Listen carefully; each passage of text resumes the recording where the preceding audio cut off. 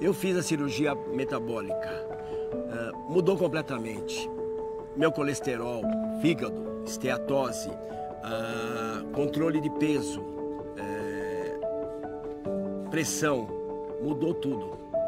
Eu tomava 2 remédios por dia e não conseguia controlar a minha diabetes. Eu gastava bastante com medicamentos para tentar controlar a diabetes tipo 2, mas sem resultado. Não era eficiente, os remédios não conseguia controlar. Não usei insulina, não precisei, o diabético tipo 2 nem sempre é necessário.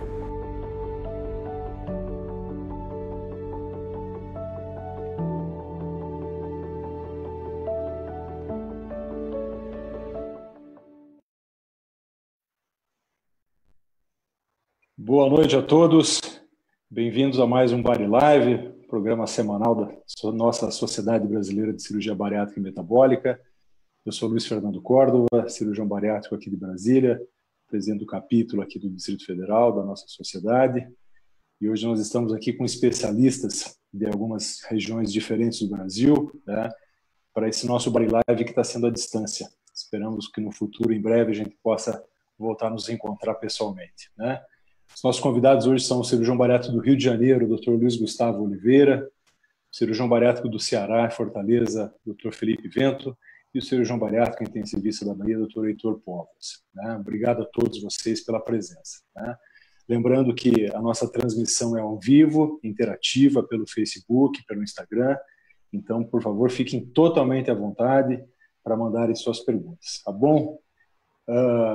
O objetivo do nosso Bari Live hoje é trazer para os nossos pacientes informação sobre fatores de risco e sobre o quadro de pacientes que se recuperaram do novo coronavírus. Então, acho que é muito importante a gente insistir no assunto coronavírus, porque isso está mudando a nossa rotina de pré, de pós-operatório, e isso varia muito conforme cada estado do Brasil, e a gente vai escutar a opinião dos nossos convidados de hoje. Tá?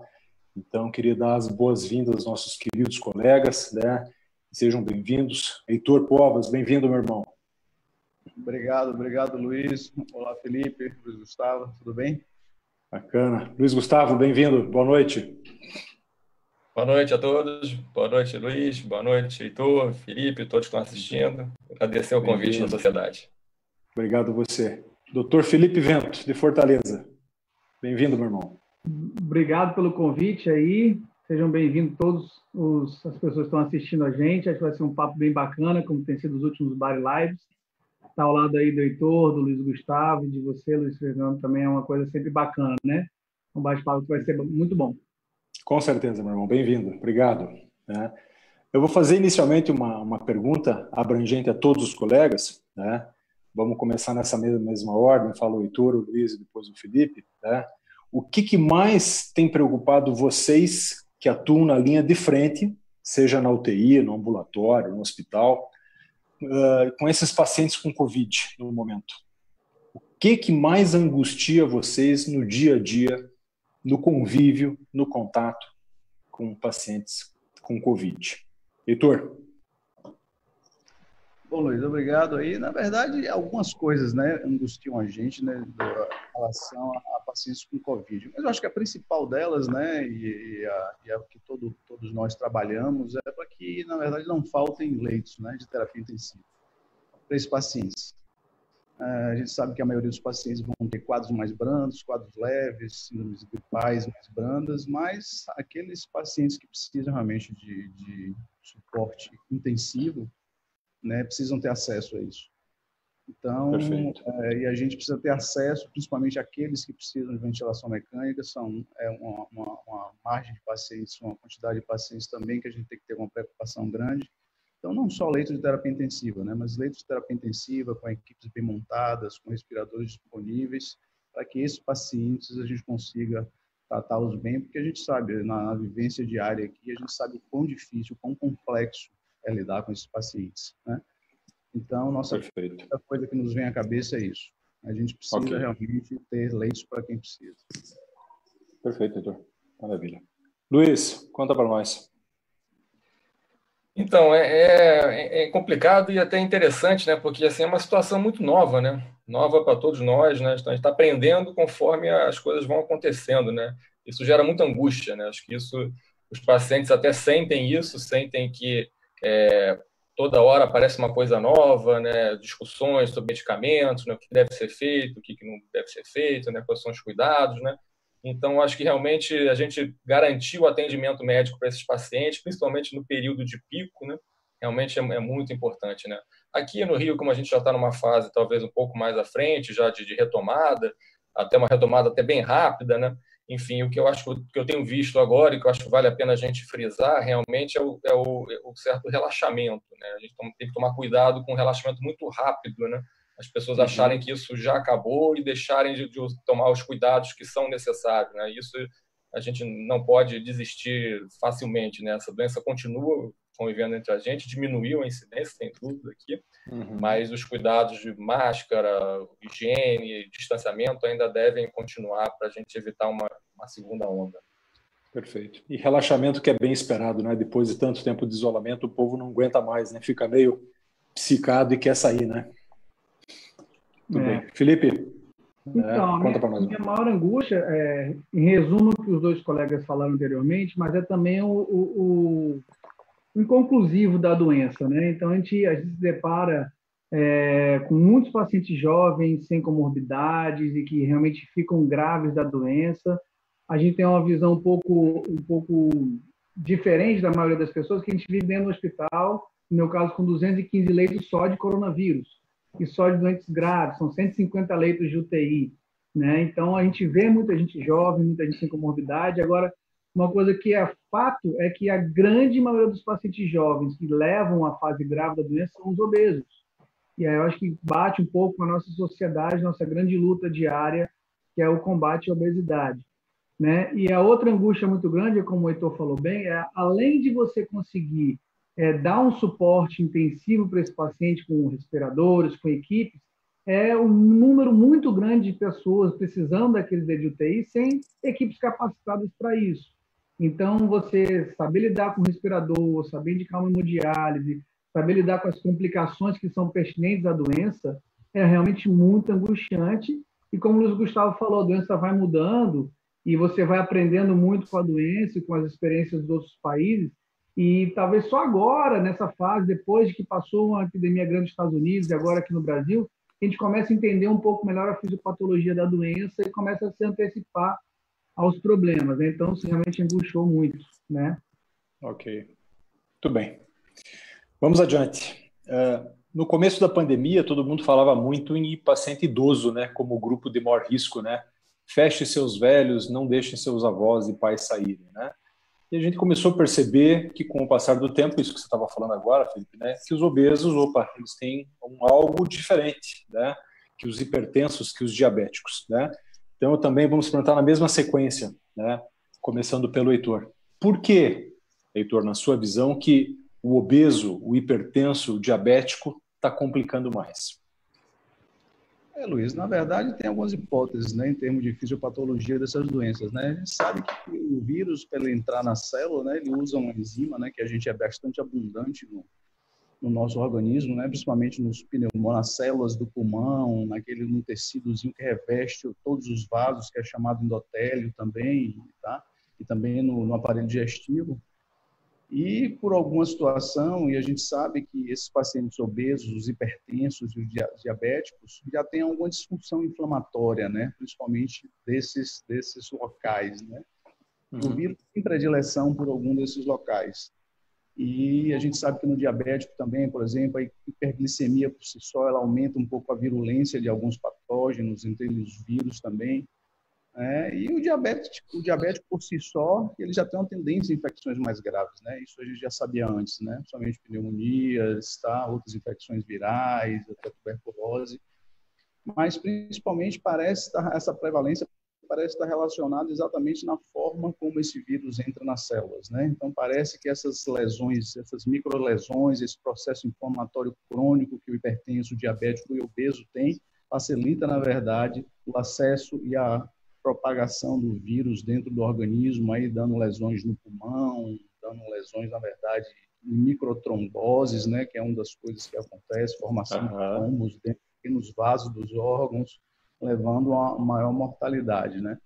Isso está sendo estudado ainda, mas parece ser isso que é o fator predominante aí da maior mortalidade, inclusive. A mortalidade nesses pacientes que têm essas doenças, por exemplo, é quase 10 vezes mais do que o indivíduo que tem as doenças. Então, isso é o que preocupa a gente. Ótimo, obrigado, doutor. Luiz, qual que é a sua impressão? É isso mesmo, né? Foi uma coisa que a gente também reparou com o tempo, né, que a gente era muito preocupado com os idosos, né, mas a gente começou a ver pacientes jovens internados em UTI, e quando a gente vai ver, a grande maioria desses pacientes mais jovens tem obesidade. Né? Acho que o principal fator de risco nos pacientes não idosos é a obesidade. A gente via isso claramente nos pacientes internados na UTI. A gente tem a estatística em Nova York, de um trabalho que foi de 5.700 pacientes, né? 40% dos pacientes internados eram obesos e 33% eram diabéticos. Né? Então, ela ataca os pacientes que já têm essa inflamação crônica, realmente eles são mais afetados. Né? E a gente sabe que os obesos eles têm uma reserva pulmonar baixa. Né? A gente vê isso claramente, por exemplo, quando a gente vai fazer uma cirurgia bariátrica, quando o obeso, um superobeso é anestesiado, ele desatura muito rapidamente. Né? A gente já teve alguns sustos, até mais no início, de quando o paciente vai ser entubado, dele desaturar, não tem reserva nenhuma. O anestesista ventila, né, dá oxigênio para ele antes de anestesiar, e quando dá o anestésico, ele desatura muito rápido, precisa entubar correndo para ventilar. Então, esses pacientes, como o pulmão deles, como o COVID, tem essa predileção, uma pneumonia, né, inflamação pulmonar, né, associado a essa baixa reserva de função pulmonar desses pacientes, é um grande jargão para esses pacientes irem para o tubo, né, irem para a ventilação mecânica. Perfeito, maravilha. Felipe, é isso que você tem visto aí também? A maioria dos pacientes obesos na sua UTI ou não? Exatamente. Eu acho que o vírus, como o Heitor falou bem, o vírus ele se aproveita de um ambiente inflamatório, né? Então, quanto mais inflamado aquele doente quanto mais doença inflamatória ele tem, doenças crônicas progressivas, e aí a obesidade é um prato cheio para o vírus, porque ele consegue se desenvolver, consegue se multiplicar muito mais rápido, e os órgãos-alvos mais parecidos realmente da doença do COVID é o pulmão, o rim e a microcirculação. E isso os obesos já estão comprometidos pela fisiopatologia da doença obesidade, né? Então, acho que talvez o momento mais fácil da gente mostrar para a população como a obesidade é uma doença, ela deve ser tratada como tal, né? O paciente de COVID, ele vai complicar primeiro o pulmão, depois o rim e depois vai fazer a microtrombose. E a maioria das vezes nessa sequência, né? E aí, quando o paciente tem uma doença crônica, uma obesidade mais severa, uma hipertensão, doenças inflamatórias descompensadas, esses fatores complicadores são muito mais visíveis. Então, o paciente ele é muito pior de tratar a parte pulmonar da doença, né, que é a fase 2, a fase pulmonar inflamatória, e quando ele vai para a fase 3 da doença, que é a fase mais puramente inflamatória, aí ele vai, se for obeso, se for hipertenso, ele vai ter mais dificuldades renais, depois vai fazer as microtromboses, que a maioria dos pacientes que a gente vê indo a óbito, a grande maioria são nessa sequência. Não sei se é a mesma experiência que o Heitor, que o Luiz Gustavo estão tendo aí, mas eu tenho percebido muito essa sequência de fatores, sabe, na doença complicada.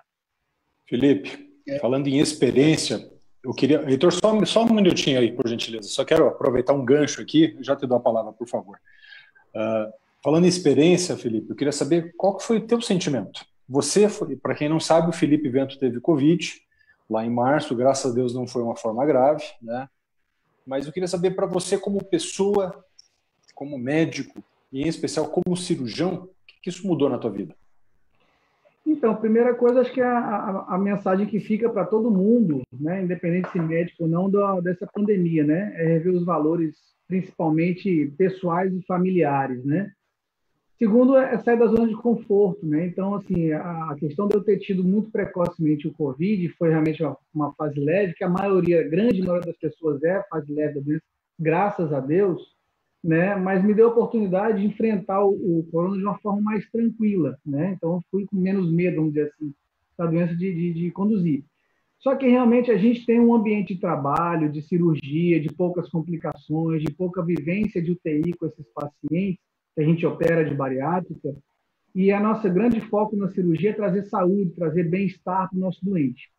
e de repente você se depara à frente de 150, 160 pacientes entubados, vários óbitos por dia, várias pessoas jovens muito graves, você tendo que realmente dar uma assistência como médico, não cirurgião, como médico, tentando lembrar e estudar todo dia a parte de intensivista, a parte de manejo pulmonar, de manejo de insuficiência renal e tudo isso, e você começa a refletir um monte de coisa, e principalmente em relação ao que você faz em vida, né, o que você vai deixar para as pessoas em vida, fazer o bem para todo mundo, né, trazer a gentileza, trazer a história familiar muito mais próxima, aproveitar os momentos que você tem em vida, porque a doença ela não escolheu ninguém. A primeira doença, a primeira pandemia que a gente vivencia, não escolhe entre o rico e o pobre, o branco e o preto, né, não muda nada em relação a cores e raças e se tem dinheiro ou não.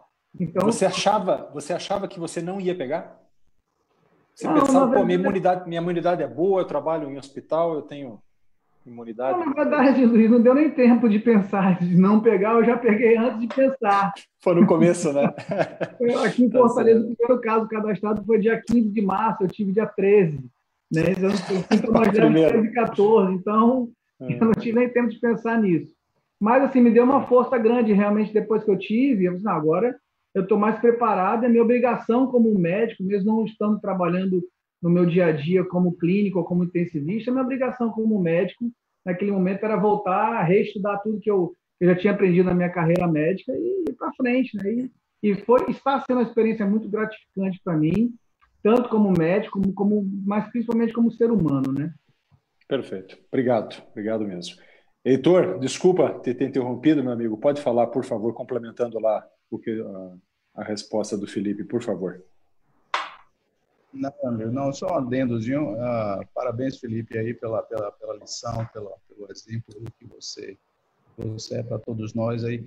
Não, eu só queria fazer um adendo em relação aos obesos mórbidos, né? Aqui no nosso TI, por exemplo, tem uma prevalência de 15% de obesos mórbidos. Além, na verdade, da questão da maior incidência da doença em obeso, você tem a questão de como você vai manipular esses doentes. Então, os obesos são mais difíceis de ventilar, são pacientes que são mais difíceis de, na verdade, se fazer extubação, que é tirá-los da ventilação mecânica, são doentes que normalmente têm mais infecção, são doentes que normalmente ficam mais tempo, né, internados, mais tempo ventilados. Então, além de tudo, a obesidade mórbida ela traz um agravante grande ainda na verdade, como você maneja esses doentes dentro da terapia intensiva. Né?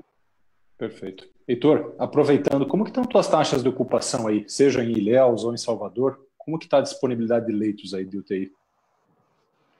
Bom, Luiz, eu estou aqui em Ilhéus. Em Ilhéus nós temos 100% de ocupação, né? Infelizmente, nós chegamos nessa fase aí, temos mais ou menos umas 2, 3 semanas que estamos com 100%. O estado todo está aí em torno de 80%, né? Salvador talvez esteja um pouquinho menos, mas aqui na nossa região, depois de Salvador, nossa região é a região que tem, na verdade, um maior número de casos, né? Maior número de casos ativos, né? É uma região aqui sul do estado.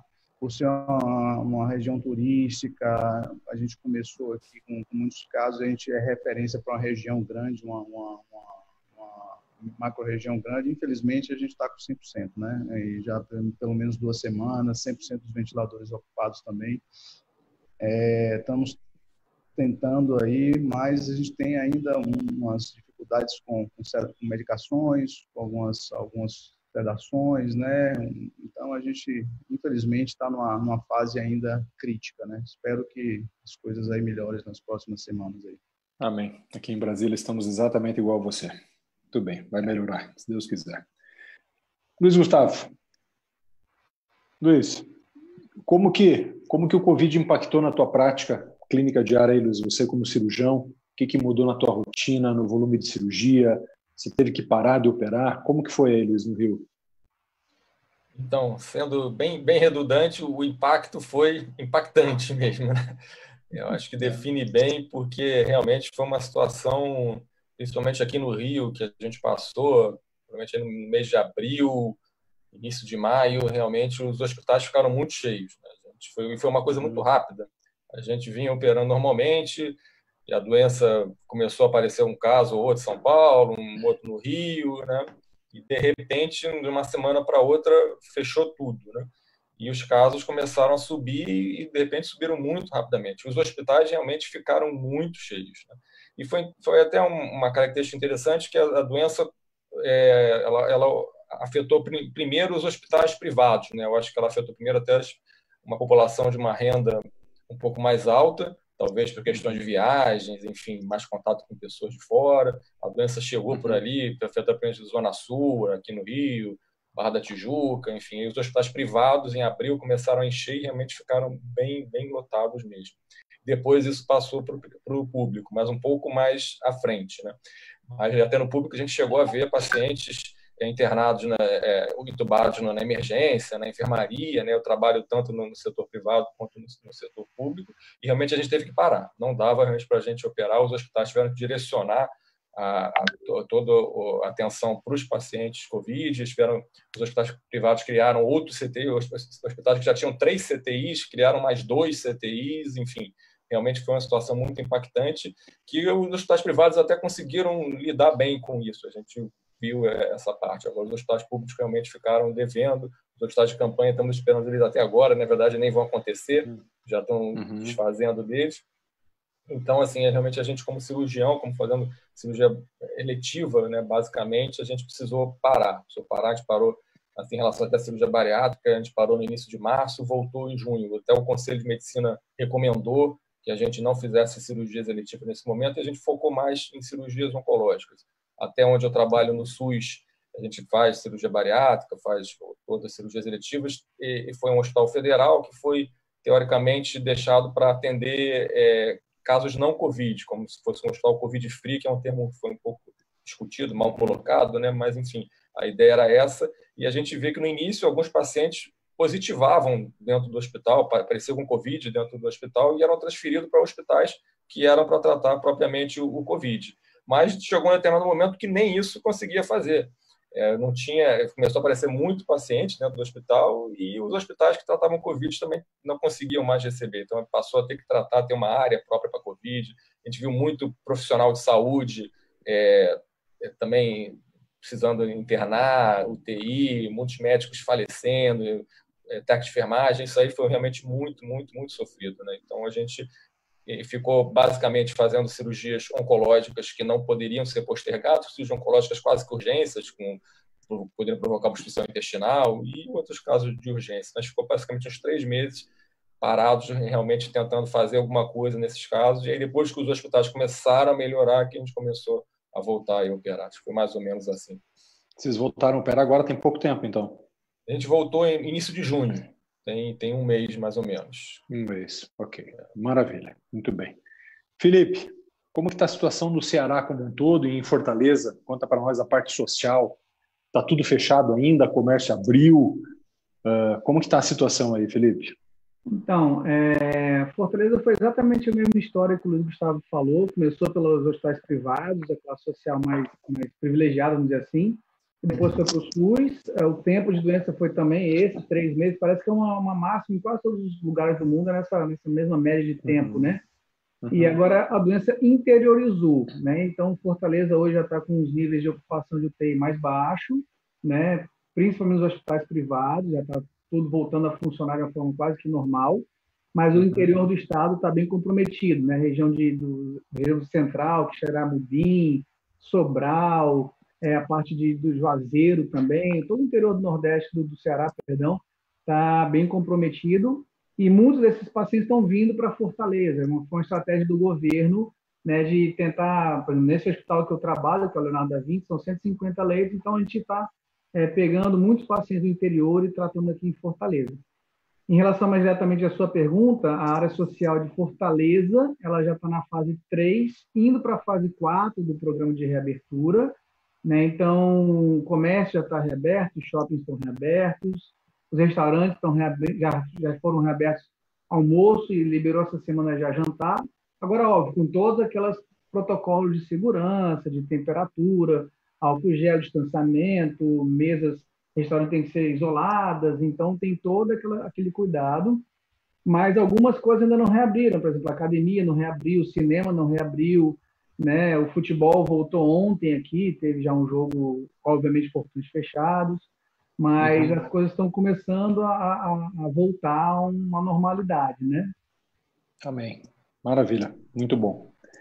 Heitor, conta para nós aí na sua visão, explica para a gente, você como intensivista, quando que o paciente COVID precisa ir para a UTI? Porque geralmente o paciente chega no hospital e acaba indo para a enfermaria inicialmente, né? Os pacientes que internam. Quais são os critérios que nos dizem que esse paciente precisa ir para a UTI? Luiz, na verdade, os critérios de internação na terapia intensiva permanecem basicamente os mesmos, né? Mas, em relação específico aos doentes de COVID, o que a gente vê, a imensa maioria dos pacientes, 80% dos pacientes que internam por insuficiência respiratória, né? Internam por o que a gente chama de hipoxemia, ou seja, ele não consegue oxigenar o sangue, né? Pela inflamação pulmonar, como o Felipe falou bem, que esses pacientes têm. Então, o vírus, nas formas mais graves, tem a predileção pelo pulmão, né? Principalmente quando ele penetra na via aérea, ele tem a predileção pelo pulmão, ali dentro do alvéolo, que é aquele componentezinho que troca os gases junto com o sangue. Então, ele inflama aquilo ali, o processo inflamatório cria um edema ali, então ele não consegue oxigenar o sangue. Isso ele faz, na verdade, o que chama saturação baixa, na verdade, uma quantidade baixa de oxigênio no sangue. Esse é o principal fator de internamento, né? Esse é o que leva o doente a precisar de oxigênio na UTI, pode ser com catéter, mas às vezes você precisa dar uma oferta maior com aquela máscara e, em última instância, você precisa entubá-lo e colocá-lo em ventilação mecânica, né? As outras causas, que compõem aí em torno de 20% dos casos, desidratação, que é um fator importante de internação na UTI, que, como toda virose, por exemplo, o doente se alimenta mal, ingere pouco líquido, então são pacientes que desidratam muito, principalmente os mais idosos, né, que já têm uma predisposiçãozinha para hidratação. As outras coisas que levam também são infecções associadas, né? Então, uma boa parte desses pacientes tem infecções associadas, né? Então, a gente vê muita paciente aqui com pneumonia, principalmente os diabéticos, principalmente os mais idosos, com pneumonia, que ele desidrata, que ele faz uma infecção por Covid associada.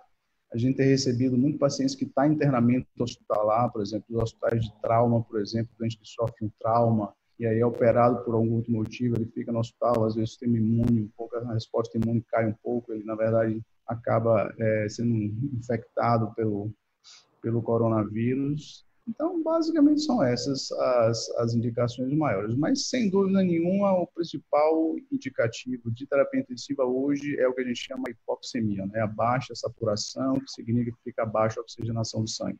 Diria que são 80% a 90% dos casos que precisam de UTI hoje. Perfeito.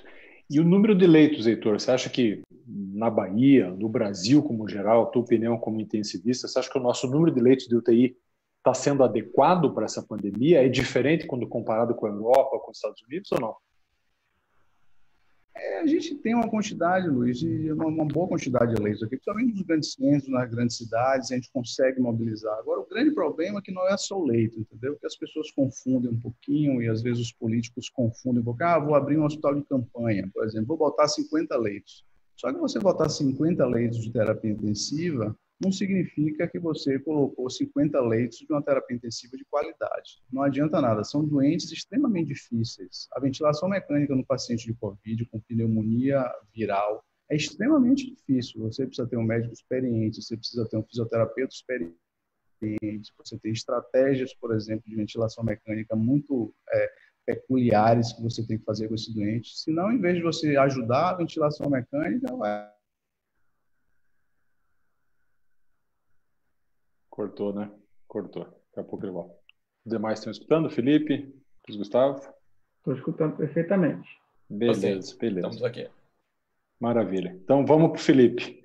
Felipe, eu acho que eu já perguntei, acho que a próxima pergunta seria sobre como foi a experiência do Covid na sua vida, acho que você já falamos sobre isso, né? Luiz Gustavo, como que foi o acompanhamento dos pacientes durante essa época de isolamento? Como que você continuou atendendo esses pacientes à distância?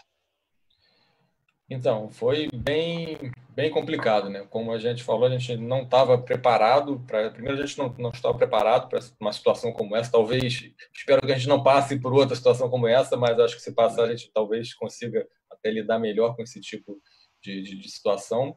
Mas foi muito ruim, porque foi muito de repente. A gente, de uma hora para outra, realmente teve que fechar os atendimentos e os pacientes também não queriam sair de casa, né? Também eles não estavam todo mundo com medo, né? Então, o atendimento ficou muito ruim, né? Por exemplo, no hospital, no SUS, onde eu faço cirurgia bariátrica, o ambulatório é um ambulatório muito cheio, né? E fica realmente uma aglomeração, um ambiente fechado. Imagina a gente colocar 30 obesos num espaço pequeno, fechado, sem ventilação, né? Era uma loucura, né? Então, realmente, não podia fazer o atendimento, né? E ainda mais no SUS, onde a gente não tinha sistema de teleconsulta, né? Então, realmente, a gente teve que parar, ficou sem acompanhar esses pacientes. Os pacientes ficaram sem acompanhamento por 3 meses. Agora, a gente está correndo atrás dele, a gente voltou a atender agora no ambulatório, então a gente está chamando esses pacientes para ver como é que eles estão, né? Então, realmente, foi bem difícil, né? Principalmente nesses pacientes com baixa renda, para a gente fazer o acompanhamento aí de pós-bariátrica, que a gente está começando a ver agora, né? Como é que eles se viraram, né?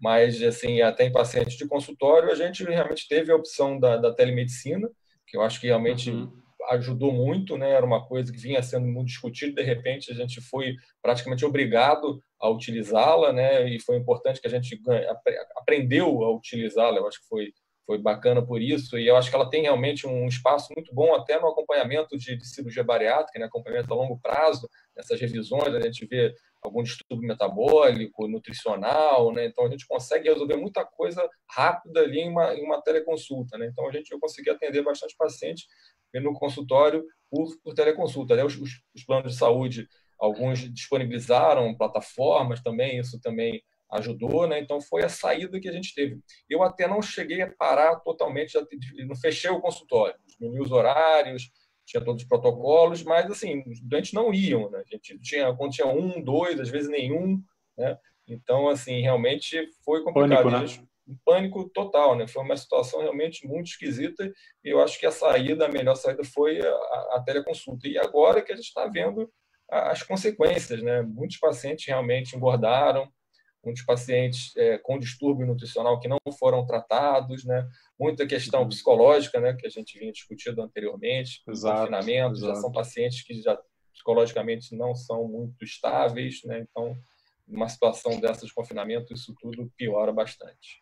Luiz, aproveitando esse tema aí dessas plataformas que nós temos hoje, qual que é a tua impressão sobre os nossos congressos, né? A gente já está vendo congressos inteiros sendo marcados online, né?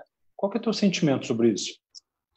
Sim, é muito angustioso. Eu estou participando disso diretamente, né? Eu estou organizando o congresso do CBC aqui do Rio e a gente estava com tudo pronto, o congresso físico, ia ser bacana, convidado estrangeiro, tudo.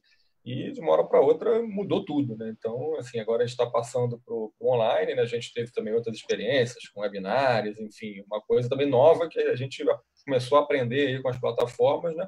E tem um lado bom, realmente, que a gente consegue ficar próximo, né? A gente está aqui, né? Um em cada estado, né? E estamos próximo. Bem próximo, rapidamente, a gente não deixou de trabalhar, não deixou de fazer as nossas atividades. O Heitor e o Felipe estão trabalhando, estão nos hospitais, aí, inclusive, né, conseguiram um tempinho para conversar aí com a gente. Né? Então, isso facilita bastante a gente proximidade com convidados estrangeiros. Né? Então, de certa forma, isso ajuda bastante. Eu acho que é uma boa saída, mais barata, né? Um custo mais baixo que a gente consegue, a gente não vai ter aluguel de hotel, transporte, né? Então, realmente tem um lado bom da coisa, mas o lado ruim é realmente a gente encontrar os colegas, né? Poder conversar, né? Discutir casos, né? Isso é uma coisa que realmente a gente sente bastante falta, né? Mas eu acho que a saída realmente é o online. Por momento, eu acho que a gente não deve pensar em congresso físico, pelo menos por enquanto. Talvez mais para o fim do ano, pode ser que a gente consiga pensar. Perfeito, maravilha. Felipe, o Heitor voltou ou não? Estou aqui. Não, né? Beleza, Heitor. Vou falar com o Felipe agora e já pergunto para você. Felipe, aproveitando esse gancho que a gente está falando aí de isolamento e piora das doenças, qual foi a tua impressão aí sobre a piora das doenças crônicas? O que aconteceu com os diabéticos renais? Teve mais infarto, teve mais AVC? Qual que foi a tua impressão aí sobre as doenças crônicas nessa época? Então, na verdade, os hospitais, como estão retomando agora, estão enchendo mais rápido, né, os hospitais privados, principalmente, dos pacientes que realmente perderam um pouco do segmento dos crônicos, né? Eu, particularmente, não tenho muita essa vivência com esses doentes crônicos. O doente crônico que eu tenho visto é o do Covid. O que está acontecendo muito são os pacientes que ficam mais de 28 dias internados, né, aqueles pacientes que ficam graves, depois melhoram. Esses pacientes cronificam dentro do hospital e, muitas vezes, os outros hospitais não querem receber esse doente para dar um tratamento um pouco mais diferenciado dentro daquela patologia crônica dele, né? Então, por exemplo, os pacientes cardiopatas, pneumopatas, os hospitais de origem, às vezes, não querem receber com algum receio, algum medo, já estão saindo do Covid e receber um paciente pós-Covid. Então, isso tem sido um problema considerável aqui no estado, né? Mas tudo se resolvendo, obviamente. Das doenças crônicas de consultório, que eu lido mais diretamente é a obesidade. Aí eu vou só corroborar tudo que o Luiz Gustavo falou. Os doentes realmente ficaram nesse mesmo tempo, 3 meses a gente fez teleconsulta, mas o segmento não foi igual que a gente consegue fazer no consultório, né? E esses pacientes em pré-operatório voltaram, a maioria deles piores, mais obesos, mais descompensados, tendo que dar uma ajeitada melhor nesses pacientes para poder operar eles com um risco que a gente sabe que é baixo na cirurgia bariátrica. E os pós-bariátricos recentes ficaram bem por conta do medo do Covid, mas alguns pós-bariátricos mais tempo de operado realmente descompensaram alguma coisa do ponto de vista psicológico, voltaram a engordar um pouquinho, voltaram a descompensar alguma coisa das suas doenças de base. Isso também é importante para a gente elucidar aqui no nosso canal da sociedade, que tanto a obesidade, quanto a hipertensão, quanto a diabetes são doenças crônicas, progressivas e incuráveis, né? Então, qualquer descompensação do ponto de vista psicológico, do ponto de vista também metabólico, né, aconteceu de descompensarem algumas doenças, mas rapidamente a gente vai conseguindo conduzir e voltar os pacientes para o eixo e a coisa vai melhorando, né? E a nossa pandemia da obesidade é maior do que o Covid, né? É muito maior, né? Muito maior, né? O Covid é uma coisa rápida, aguda e que passa, né, em 2, 3 meses. A obesidade é incurável e é o mal do século aí, junto com a depressão, né? Muito bem. Heitor, e a sua visão? A sua visão sobre doenças crônicas, o que você acha? Vai aumentar a mortalidade por outras doenças por conta do isolamento, do pânico, medo que as pessoas tiveram de ir ao hospital? Luiz, é um fenômeno interessante. Eu venho comentando com os colegas aqui, porque nesse período aqui a gente fica se perguntando onde estão, né, os AVCs, onde estão as crises hipertensivas, os edemas agudos, ou seja, aquelas descompensações cardíacas que chegaram na emergência toda hora, descompensações de diabetes, e não foi uma coisa que a gente não viu nesse período, né? Então, eu, na verdade, tenho 2 teorias. Ou as pessoas estão se cuidando mais, ou seja, em casa estão tomando seus remédios com mais afinco, talvez bebendo menos, bebendo com um pouco mais de medo, estão cuidando melhor, né, de suas doenças crônicas. Ou estão morrendo em casa.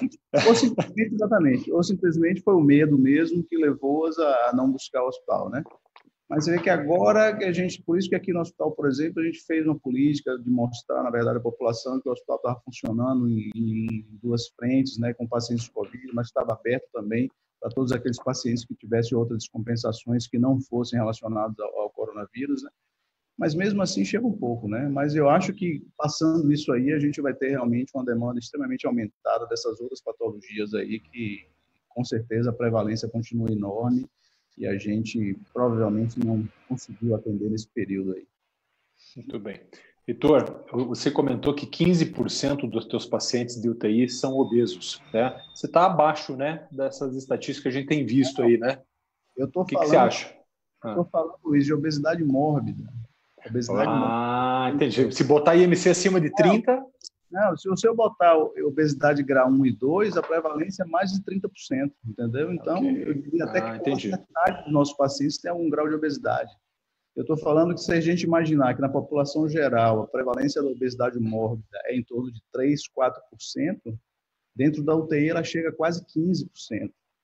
Então, isso que a gente tem que chamar atenção, né? A obesidade mórbida é um fator importante de internação em UTI, de complicação, de insuficiência respiratória.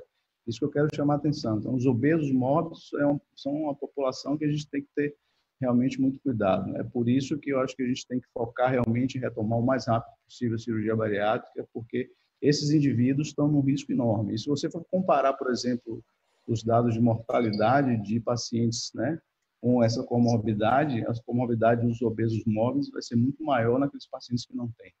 Então, é isso que tem que ficar muito atento. Está bem claro, maravilha. Luiz Gustavo, amigo, conta para nós aí, por que se falou tanto, por que o Conselho Federal está falando em retomar e priorizar os pacientes obesos, né? Só para a gente explicar para o nosso público, nossos pacientes que estão assistindo, por que essa preocupação em priorizar o retorno das cirurgias bariátricas nesse momento? Então, a gente, realmente, como a gente falou, foi necessário interromper as cirurgias, né? E fomos voltando aos poucos, né? Então, para voltar aos poucos, você tem que priorizar, você tem que ver quais são os casos que precisam tem mais necessidade de ser operado agora e os casos que podem ser postergados. E, infelizmente, durante a pandemia, houve muita discussão sobre essa questão da priorização e, em algumas publicações, acabaram meio que comparando a cirurgia bariátrica à cirurgia estética, a cirurgia esterilizadora, como vasectomia, né? A gente viu isso em algumas publicações. E isso é muito ruim, né? E a gente vê que são coisas, é um absurdo, né? São coisas completamente diferentes, né? A gente está tratando uma doença crônica, né? Que com impacto no desenvolvimento de outras doenças é muito grande, né? O impacto de sobrevida, né? Então, os pacientes que são obesos desenvolvem mais diabetes, mais hipertensão, tem mais chance de infartar, tem, enfim, uma série de outras doenças que não pode ser comparada a uma cirurgia estética, né? Sem falar que esses próprios pacientes também são, como a gente vem falando aqui, são de grupo de risco de Covid, né? Quanto menos a gente operar esses pacientes, mais eles vão falecer. Então, mais vão estar na rua. Mais doença, né? Então, realmente, é complicado a gente deixar a cirurgia, adiar muito tempo as cirurgias bariátricas, não podem ser comparadas dessa forma, né? Então, a gente teve essa resolução do CFM, que foi específica, falando sobre isso, né? Sobre quando houvesse capacidade do hospital, né? Foi muito interessante que ele colocou isso é bem regionalizado, né? A cidade realmente com redução do número de casos e também o hospital, né? O diretor técnico que veja que ele tem capacidade de atender cirurgias, que ele possa fazer cirurgia bariátrica, né? Então, isso tem que ser bem regionalizado, essa decisão, e assim que possível, realmente retomar, porque a gente vê que o impacto na sobrevida desses pacientes é muito importante. Eu tenho um caso muito interessante, até, que aconteceu comigo, porque assim, a última cirurgia bariátrica que eu fiz, antes do confinamento, foi dia 13 de março. Na verdade, eu tinha 2 cirurgias nesse dia. E eram 2 pacientes bem parecidos, pacientes de em torno de 30 e poucos anos, 2 homens, e bem pacientes metabólicos, pacientes com gordura visceral aumentada, aquela cirurgia que a gente olha, essa já vai dar trabalho, vai ser mais chata de fazer, hipertensos, diabéticos, 45, 46 de IMC, e um deles precisou cancelar a cirurgia, porque ela foi logo no início de março, e ele tinha conseguido um emprego, era até interessante que ele conseguiu um emprego como motorista de transporte escolar, ele falou, as escolas começaram agora, eu não posso parar, eu vou ter que cancelar a cirurgia. Aí ele cancelou e eu operei o outro, né? Deu 3 dias, fecharam as escolas, ele parou de trabalhar. Aí ele me ligou querendo operar, eu falei, não, agora não dá mais, agora a gente parou de operar tudo, né? Então ele não operou, aí eu operei o outro. Então foi um dos primeiros que eu voltei a operar em junho, né? Eu operei, se não me engano, 16 de junho, mais ou menos, que eu operei ele. E por acaso, 3 dias antes de operar esse paciente, o outro paciente que eu operei em março veio na consulta. 20 e poucos. Os dois se encontraram. Não chegou a se encontrar, porque eu atendi ele, foi, por coincidência, praticamente a minha semana com 3 meses de operado. Ele estava na consulta de 3 meses para trazer os exames.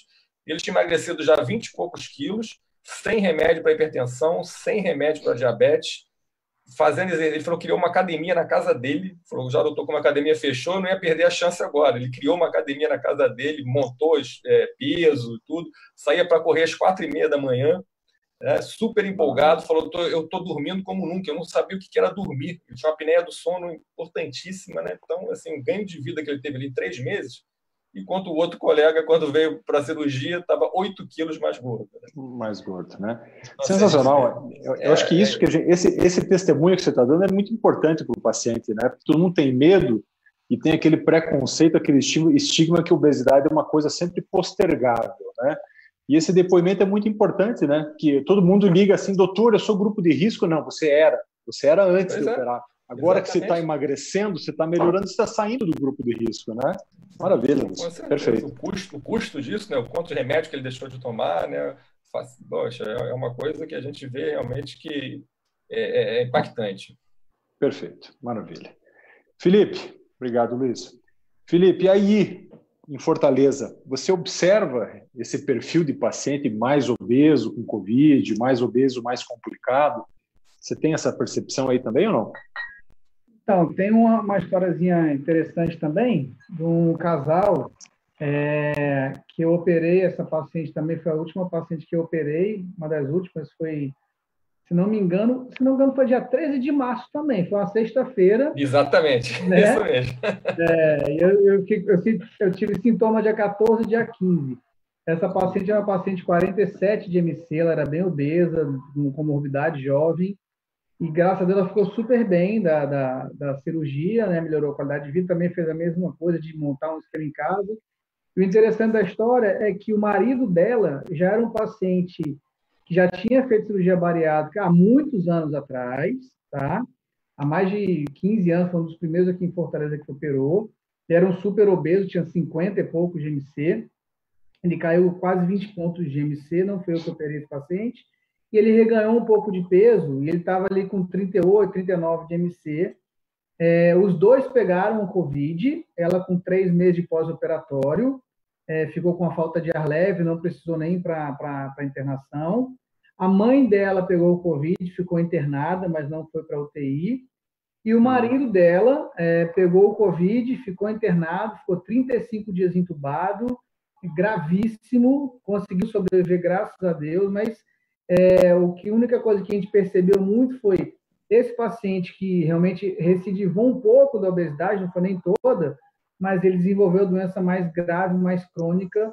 Eles tiveram provavelmente a mesma carga viral de contato, que todos se contaminaram provavelmente juntos em casa, ou no ambiente de trabalho deles, e ela muito provavelmente tivesse pego a doença antes de operar, não sei se o desfecho seria tão bom, porque ela realmente estava numa obesidade muito severa, e quando ela pegou, ela tinha perdido já uns 30 quilos, que ela tinha uma obesidade muito grande, e realmente ela passou bem tranquila aí pela doença, né?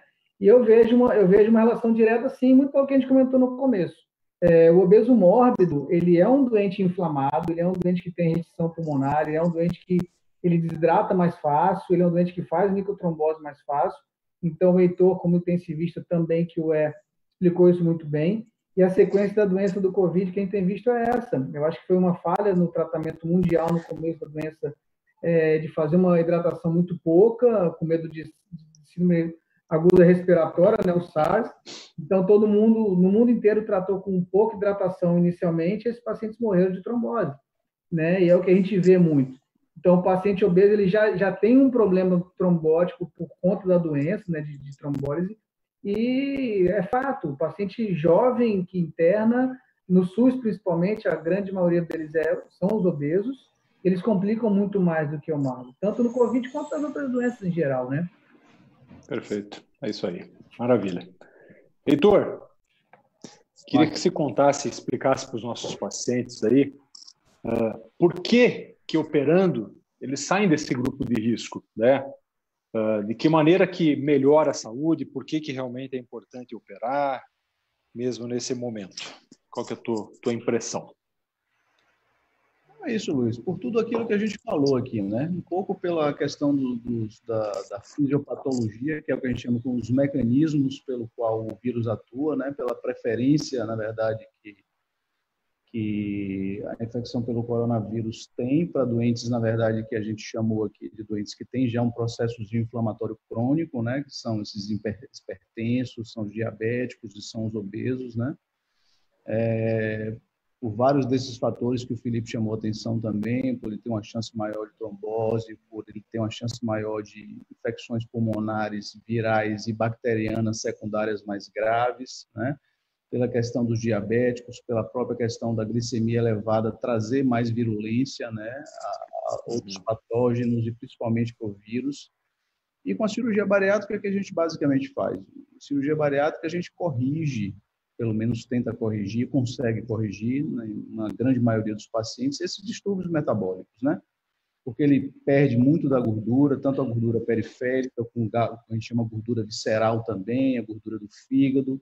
Perdendo essa gordura, que ele melhora o controle glicêmico, melhorando a glicemia, ele melhora essa resposta inflamatória, ou seja, desinflama aquele endotélio que a gente chamou, aquela pequena camada que reveste os vasos, que na verdade leva oxigênio, leva todos os substratos para as células.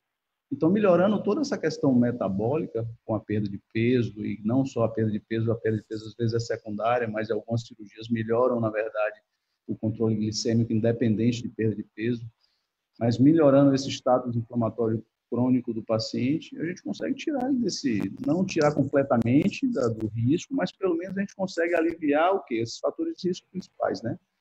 Melhorando a obesidade, melhorando a hipertensão, que existem trabalhos mostrando o controle da hipertensão, e melhorando o diabetes, a gente, obviamente, traz ele para um risco muito menor. Obviamente que ele vai manter o mesmo risco da população normal, mas provavelmente, se ele se infectar, ele vai ter uma doença muito mais branda, né? Vai ter a doença, por exemplo, que o Felipe fez, de uma forma mais leve, não vai ter insuficiência respiratória, não vai precisar do ventilador, né? Então, é isso que a gente espera. Então, operando esses pacientes, a gente espera exatamente reduzir o risco dele de fazer a forma mais grave do Covid-19, né? A gente vai deixá-los, na verdade, provavelmente, se eles não tiveram ainda, podem até ter, mas vão ter formas mais brandas da doença. Essa que é o papel da cirurgia bariátrica que a gente tenta retomar nesse momento. Heitor, para o paciente que vai operar e entende a necessidade dele operar porque ele é diabético, hipertenso, obeso, e que isso vai ser importante na vida dele, qual que é a tua mensagem para ele que ele está com medo de ir para o hospital e está com medo, às vezes, de precisar de UTI? O que a gente fala para o paciente? Não, na verdade, os hospitais hoje que se propõem a fazer cirurgia bariátrica são hospitais que têm os leitos de UTI reservados para esse fim. Então, nenhum hospital, na verdade, tem a responsabilidade de fazer diferente. Então, se você tem um hospital que se propõe a fazer cirurgia bariátrica, ele tem leitos específicos reservados para esse fim. Tá? Se você for fazer a cirurgia, você vai ter sempre, quando você opera, um paciente que opera vai ter sempre um leito de UTI, um respirador à disponibilidade dele. Tá? Então, essa preocupação não precisa ter. Não vai haver falta de medicamentos. Hospital que não tem, por exemplo, leitos de UTI, eles não vão abrir para cirurgia bariátrica. Tá? Então, todos os hospitais hoje que estão se predispondo a fazer cirurgia bariátrica, tanto a equipe, como os equipamentos, como os leitos de UTI vão estar disponíveis. Então, não precisa ter medo, né? Obviamente, tem os cuidados que a gente vai fazer todo o cuidado pré-operatório, a gente vai fazer a testagem dos pacientes, né? Durante a cirurgia, a intubação e todo o procedimento, vai ter toda a paramentação, o uso completo de EPIs, os cuidados, na verdade, como se um paciente de Covid fosse, mas exatamente para que ele não se contamine dentro do hospital. E os hospitais hoje, como eu falei, todos os hospitais hoje têm fluxos diferentes para pacientes Covid e pacientes não Covid. Tá? Então, você que não tem Covid, você está protegido porque você vai ter um fluxo tanto de entrada durante o internamento e o fluxo de saída completamente diferente daqueles pacientes que eventualmente podem estar com Covid no seu hospital. Então, está mais seguro ir para o hospital do que para o shopping, né, Heitor? Muito mais seguro. Muito mais seguro. Beleza. Maravilha. Perfeito. Maravilha. É isso aí. Luiz Gustavo, no SUS, assim como nas cirurgias por operadoras de saúde, tudo parou, né? Agora que está voltando. Isso você acha que vai causar um caos no futuro da saúde, do paciente obeso, em especial no Sistema Único de Saúde, no SUS?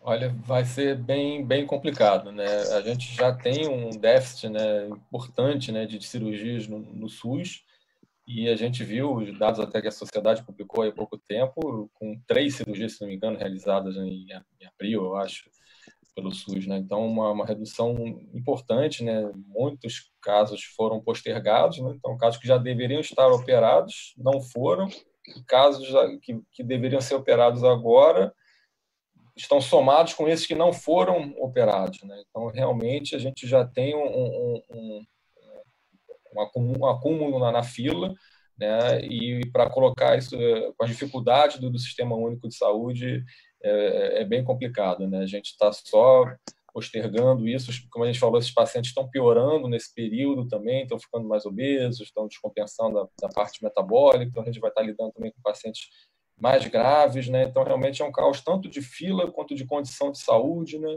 talvez a gente tenha até perdido pacientes aí nesse período, né? Então, é muito triste, né, realmente, que a gente vê que no nosso país 90% das cirurgias bariátricas são feitas em ambiente no setor privado, né? Apenas 10% são do SUS, e muitos precisam da cirurgia, né? E realmente é uma demanda muito, muito, muito reprimida, que com certeza vai piorar e muito, né? A gente tem visto isso agora, né?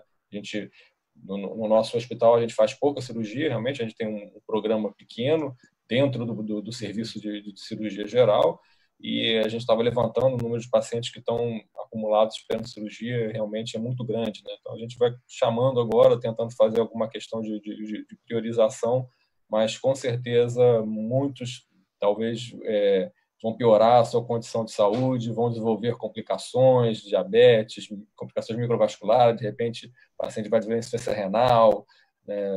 Enfim, vai evoluir com doença coronariana, tromboses, né? Realmente é uma situação muito complicada que os nossos políticos deveriam ter uma atenção maior, porque o custo que isso gera também, né, não é só questão de saúde, né, o custo do tratamento desses pacientes é muito importante. Se gasta demais no tratamento do diabetes, no tratamento da obesidade, e esse problema vai piorar bastante, com certeza.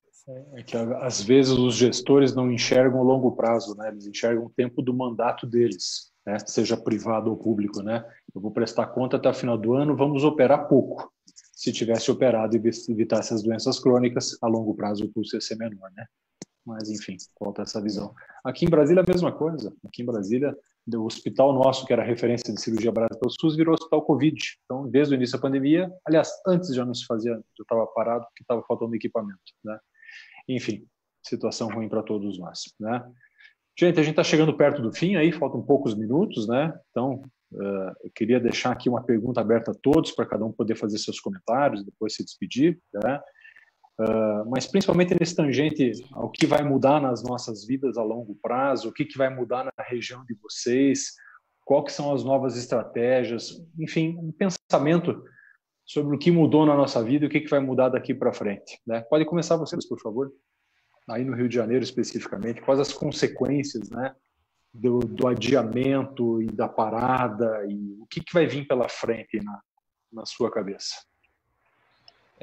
Então, a gente realmente está tendo uma demanda grande agora de paciente procurando, toda hora paciente ligando, perguntando, doutor, já voltou a operar?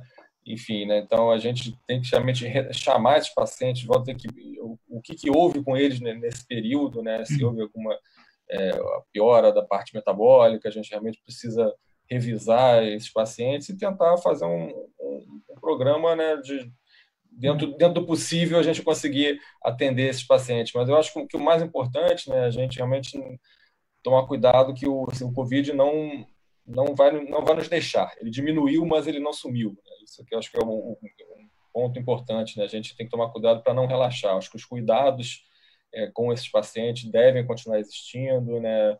Questão de uso de máscara, higienização, distanciamento, todos esses protocolos dos hospitais são importantíssimos para a gente continuar podendo operar e evitar, porque eu acho que o pior vai ser se a gente tiver uma segunda onda, aí a gente vai ter que parar tudo, né? A gente viu isso acontecer em alguns locais nos Estados Unidos, né? Já teve retomada e recuar, né? Então a gente tem que tomar muito cuidado. Acho que no Rio as coisas estão retomando muito rápido, né? Muita questão muito sendo questionada, a forma da retomada, mas incrivelmente até realmente os hospitais não estão ficando saturados até agora, né? Mas isso pode gerar um certo relaxamento das pessoas. A gente viu quando os bares abriram, muita gente foi para a rua sem máscara, aglomerando, né? Então tem que ser devagar, porque realmente a gente não pode dar passo para trás. Eu acho que o pior agora vai ser a gente dar passo para trás. A gente tem que andar para frente para poder tentar minimizar o tempo perdido. A gente não vai conseguir corrigir. Eu acho que o que aconteceu foi uma coisa... Ninguém imaginava, né, o caos que a gente passou, né? Então, corrigir isso, eu acho que não sei se é possível. Mas a gente pode tentar minimizar com um plano a longo prazo.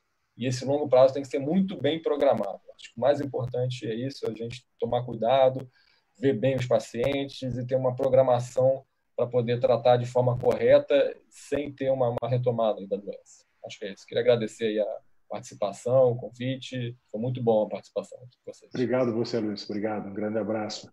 Heitor, suas considerações finais, meu amigo. O que você está vislumbrando para frente aí com esse Covid? Bom, meu amigo, eu acho que o Covid trouxe uma lição para a gente, né? A partir do momento que ele traz como público preferencial exatamente pacientes com hipertensão, com obesidade e com diabetes, a gente tem que buscar se cuidar cada vez mais, né? Então, esses fatores de risco são fatores de risco parcialmente modificáveis, né? Depende um pouco de nós modificá-los. Obviamente, obesidade grave, hipertensão grave, diabetes grave não dependem muito, mas essas doenças em formas mais leves a gente pode modificar com alguns hábitos de vida. Então, eu acho que a gente tem que buscar cada vez mais isso, né? Hábitos de vida mais saudáveis e para aqueles indivíduos realmente que precisam de tratamento, buscar o tratamento, buscar acompanhamento médico, endócrino, com cirurgião, com nutricionista, que é o que a gente vem fazendo no nosso dia a dia aí, tá? E que todos se cuidem, né? Tentem manter um certo distanciamento aí, use máscara e eu agradeço a vocês aí, os colegas aí, aprendi muito com vocês hoje aí. Espero. Obrigado você, querido. Obrigado, saúde para você aí, tudo de bom, irmão. Abraço. Felipe Vento, fala, meu irmão. Então, primeiramente, agradecer a todos aí que estão ouvindo e eu convido a sociedade, vocês. Eu acho que a grande mensagem que fica é o respeito, sabe? Acho que o Covid trouxe a palavra respeito muito forte para a gente novamente. Respeito pelas doenças, respeito pelo seu corpo, pela sua saúde, pelo seu bem-estar, né? Respeito aos seus familiares e amigos, né? Então, a gente tem que voltar a falar muito em respeito e muito respeito ao próximo, né? Se eu estou respeitando ao próximo, eu estou usando minha máscara, eu estou assumindo que a doença é grave e eu tenho que ter respeito por ela. A outra coisa que a gente não comentou, só para encerrar, eu sei que já está com o nosso tempo estourado, é uma mensagem muito breve da doença, que é: você ficou doente, procure logo o seu hospital, o seu médico, busque informação, busque ajuda, não deixe ficar realmente com falta de ar para procurar o hospital, não tenha medo de procurar o hospital. O tratamento inicial é muito importante para não evoluir para as formas graves da doença. Se vai ser com remédio A, B, C, D ou E, não importa, mas o importante é que você procure o quanto antes o atendimento médico, né? Isso é um respeito que você faz também com o seu corpo, com a sua saúde e com todo mundo. Tá? Então, acho que a mensagem é essa. Eu acho que a gente tem que tirar alguma coisa boa desse aprendizado todo que a gente está vivenciando. E é isso, é viver melhor a nossa vida, cuidar melhor dos nossos dia a dia, da nossa família, dos nossos amigos, buscar nossa felicidade, buscar respeito aos nossos horários e viver uma vida mais saudável. Acho que esse é o grande ensinamento que o Covid está deixando para todos nós. Amém. Tudo de bom, meu irmão. Saúde para você e para a família aí. Felicidades. Obrigado. Tá? Obrigado. Um abraço para todos aí, viu? Um abraço. Então, pessoal, agradecer a todos que participaram, tá? Comentar que toda essa aula, esse vídeo vai estar gravado lá no site da sociedade, via Facebook, Instagram, né?